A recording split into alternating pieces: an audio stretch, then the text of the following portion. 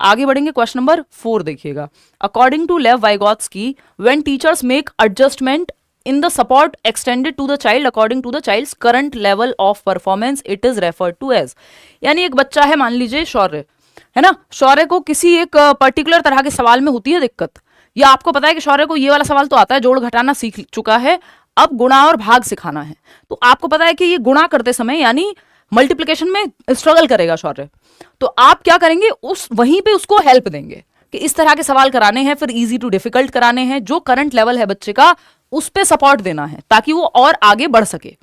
तो ये क्या है, टेम्परेरी सपोर्ट है जहां बच्चा अटके, इसको क्या कहते हैं, आम भाषा में बिल्कुल वाइगोत्स्की की बात करें तो स्कैफोल्डिंग यानी मचान कहते हैं। क्या ये हमेशा दी जाएगी हेल्प? नहीं भाई, ये पेपर में जो आपको हेल्प मिल रही है कि सवाल सॉल्व करने में मैं आपको हेल्प कर रही हूँ, पढ़ के बता दे रही हूँ, थोड़ा हिंट दे रही हूँ, ये क्या है, ये टेम्परेरी हेल्प है, पेपर आपको खुद ही दे के आना है ना, तो ये टेम्परेरी हेल्प है, टेम्परेरी हेल्प है, ये एक सीढ़ी के, एक मचान के जैसा है। भाई सीढ़ी हमेशा थोड़ी ना लगी रहती कहीं पे, अगर पेंट भी हो रहा है आपके घर में तो वो सीढ़ी इस्तेमाल तब तक होगी जब तक वहां हाथ नहीं पहुंच रहा करंट लेवल से ऊपर तक जाने के लिए, फिर वो हटा ली जाएगी जब पेंट हो गया तो ये वैसा ही है कि टीचर हिंट देंगे, हाफ सॉल्व प्रॉब्लम देंगे, है ना, ताकि बच्चा जहां अटका हुआ है वहां से वो आगे बढ़ सके। समझ रहे हो? तो ये कोई कंडीशनिंग, रीइंफोर्समेंट, मॉडलिंग, इन सब की बात वाइगोत्स्की करते भी नहीं है, ये स्कैफोल्डिंग है जो आपका करंट लेवल है कि आप पेपर क्लियर कर सकते हैं सीटेट का, बशर्ते आपको सही मात्रा में हेल्प मिल जाए जहां आप अटक रहे हैं, इसी को स्कैफोल्डिंग कहते हैं। जो कोचिंग कह लीजिए आप उसको, आप यूट्यूब पे वीडियो देख रहे हैं, मैंने आपको नोट्स दे दिए, तो आप जहां अटक रहे थे वहां आपको मदद मिल गई, तो आप, ये बेसिकली डिफरेंस है कि जहां तक आप पहुंच सकते हैं और जहां आप हैं उन दोनों के बीच का डिफरेंस स्कैफोल्डिंग कहलाता है। आगे बढ़ेंगे, क्वेश्चन नंबर 5 देखिएगा, क्या कहता है question number 5। Should terms like slow learner, brilliant and average be used to describe students in a classroom? यानी बच्चे को स्लो लर्नर कहना, किसी को ब्रिलियंट कहना, किसी को एवरेज कहना, ये जो टर्म्स हैं इनको अगर हम यूज करेंगे क्लासरूम में तो ये बहुत अच्छी बात है, ये लाना चाहिए प्रयोग में या नहीं लाना चाहिए। तो पहला जो ऑप्शन है वो है कि यस। देखिए ये लेबल करता है, बच्चे पे ठप्पा लगाता है कि ये डम है, ये स्लो है, ये फास्ट है, ये एवरेज है। ये आपको नहीं करना, हर बच्चा यूनिक है, अपनी क्षमताओं के साथ क्लास में आता है, आपको हर बच्चे को सिखाना है, ये नहीं है कि 2 बच्चे फेवरेट हो गए, ठीक, तो ये गलत हो जाएगा, इसको सपोर्ट नहीं करना, हमें ये ठप्पा लगाने को सपोर्ट नहीं करना, तो यस वाला ऑप्शन तो आपको हटा ही देना है। तो ये दोनों ऑप्शन एलिमिनेट हो गए, सिर्फ 2 ऑप्शन बचे, आपका समय बच गया। No these terms label children based on ability and are non inclusive. बिल्कुल सही बात है कि ऐसे टर्म्स आपको यूज नहीं करने क्योंकि ये इंक्लूसिव नहीं है, हर तरह के बच्चे को आपको क्लास में सिखाना है, और आप सिर्फ ये 4 बच्चे जिन पे आप ठप्पा लगा रहे हैं इन्हीं के बारे में बात करेंगे तो बाकी बच्चों को इंक्लूसिव महसूस नहीं होगा, उनको नहीं लगेगा कि हमारे लिए भी है ये क्लासरूम।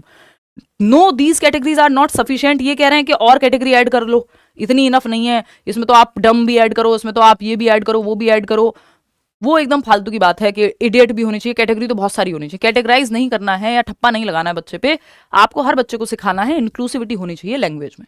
तो ये सेकंड ऑप्शन जो है यहाँ सही हो जाएगा कि आपको ये नहीं यूज करने, क्योंकि ये बच्चे को लेबल कर रहे हैं। लेबल करना पूरे सिलेबस में कहीं भी अच्छा नहीं माना जाता, ठप्पा लगाना बच्चे पे कि ये टॉपर है, ये फुद्दू है, या बिल्कुल पीछे रहता है ना, ये सब टर्म्स नहीं यूज करने हैं, ठीक है। चलिए आते हैं, which kind of diversities should a teacher respect and include in her classroom. यानी किस प्रकार की डाइवर्सिटीज या विविधता को एक टीचर को रिस्पेक्ट करना चाहिए, सम्मान देना चाहिए क्लासरूम में, और इंक्लूड करना चाहिए। रीजनल यानी क्षेत्रीय डाइवर्सिटी, किस रीजन से आप आ रहे हैं उसका सम्मान होना चाहिए कि आप कहाँ से आ रहे हैं इस डाइवर्सिटी को, या फिर सोशियो कल्चरल या इकोनॉमिक या लिंग्विस्टिक, कि देखिए एक बच्चा है जो आर्थिक रूप से गरीब परिवार से आता है या अमीर से आता है, तो उस बेसिस पे आप रिस्पेक्ट करेंगे या इंक्लूड करेंगे क्लासरूम में कि हमारी क्लास में तो देखो अमीर बच्चे ही रहेंगे, गरीब बच्चे तो हमारी क्लास में नहीं रह सकते। तो ये एकदम खराब तरीका है। कैसी डाइवर्सिटी चाहिए आपको, विविधता कैसी चाहिए? बाकी सबसे बेहतर क्या विविधता होगी क्लासरूम में, इकोनॉमिक भी होगी, लिंग्विस्टिक भी होगी, रीजनल भी होगी, सारे बच्चे सेम जगह से ही हों जरूरी तो नहीं है, लेकिन इन सबसे बेहतर जवाब कौन सा है? वो जवाब बेहतर है जो अपने अंदर बाकी जवाबों को भी इंक्लूड कर ले या बाकियों से बेहतर हो। तो सामाजिक सांस्कृतिक विविधता इज द बेस्ट ऑप्शन यहाँ पे।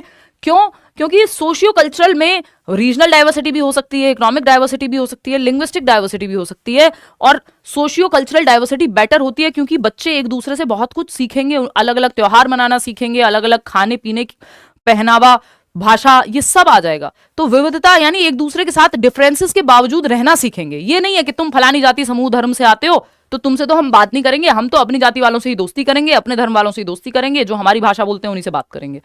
ये नहीं होगा। बच्चे एक दूसरे से बहुत कुछ सीखेंगे अगर सामाजिक सांस्कृतिक डाइवर्सिटी होगी, है ना, कि अलग अलग भाषा, अलग अलग कपड़े पहनने वाले, अलग अलग खाना खाने वाले बच्चे एक क्लास में हैं।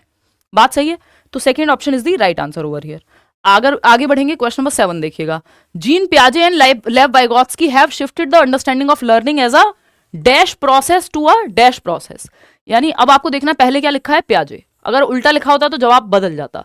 पियाजे and Vygotsky have shifted the understanding of learning as a, नहीं ये सेम ही रहेगा जवाब, इसमें कोई भी, क्योंकि दोनों रचनावादी हैं, दोनों क्या कहते हैं, 48% लोग ही इसका सही जवाब दे पा रहे हैं, बाकी लोग गलत कह रहे हैं। नहीं नहीं नहीं, गलत जवाब दे रहे हो आप लोग 48% लोग। अभी देखो, अब यहाँ पे कितना आसान सा सवाल है ये, इसमें कितने लोग सही जवाब दे रहे हैं, कंफ्यूज पड़े हुए हैं आप लोग। 41%, 42% 1 कह रहे हैं और 41% जो है वो 2 कह रहे हैं। तो ये 1 कहने वाले तो एकदम गलत हैं, क्योंकि आपने ध्यान से पढ़ा नहीं जवाब को, इसको, सवाल को। पियाजे and Vygotsky have shifted the understanding of learning as a process to dash.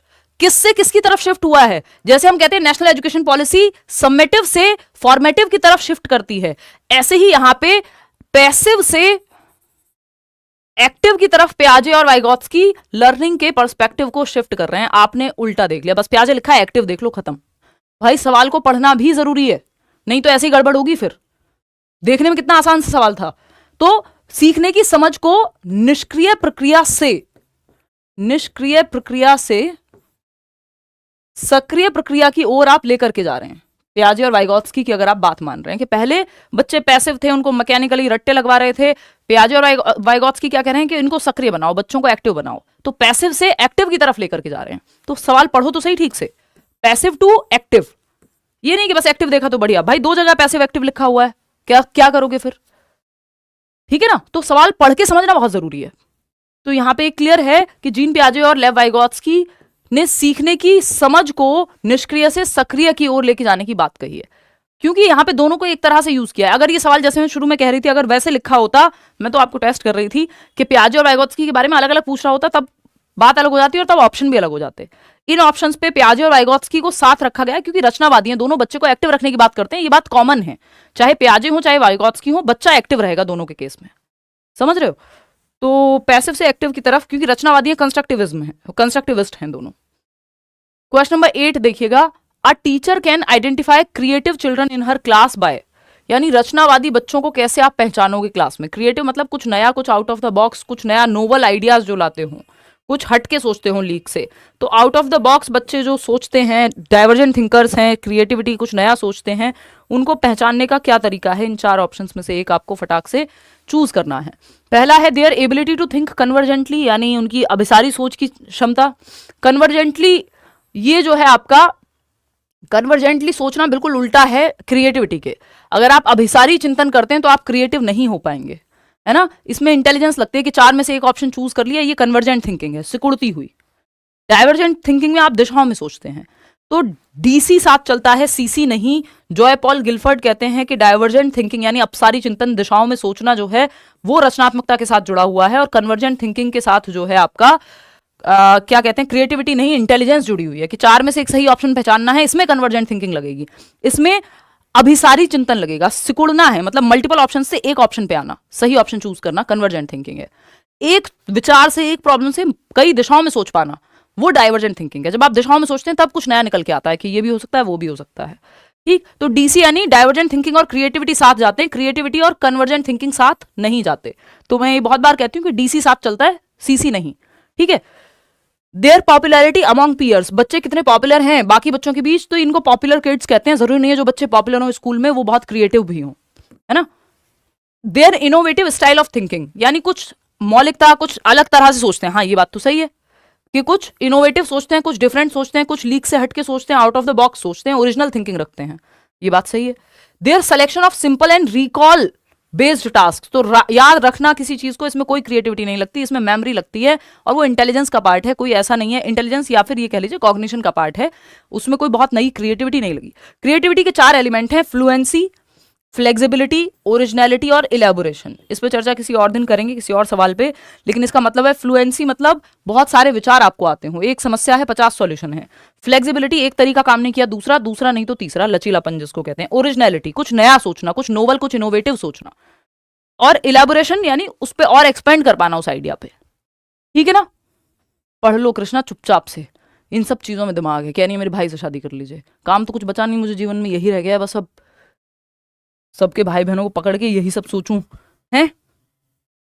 मतलब इतनी भी सीरियस नहीं हूं मैं, इसको बहुत सीरियस डांट ना माने, बट मैं सरप्राइज होती